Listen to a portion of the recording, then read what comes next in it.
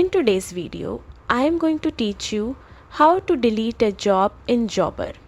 This process is simple and I'll guide you step by step so you can do it confidently and efficiently. First, open your preferred web browser, Chrome, Safari, Firefox or any browser you like. In the search bar, type Jobber login and hit enter. Click on Jobber's official website to access the login page. Next, log in with your existing credentials. If you are new to Jobber, click sign up and follow the prompts to create an account.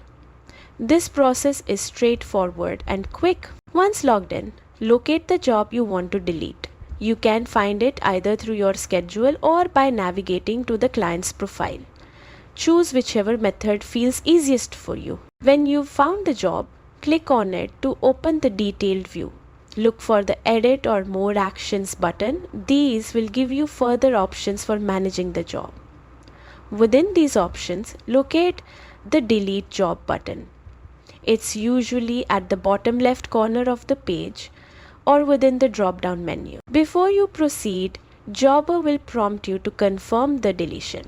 This is a safeguard to make sure you really want to remove the job, as deleted jobs cannot be recovered. If you're certain, go ahead and confirm. And that's it. You've successfully deleted a job in Jobber.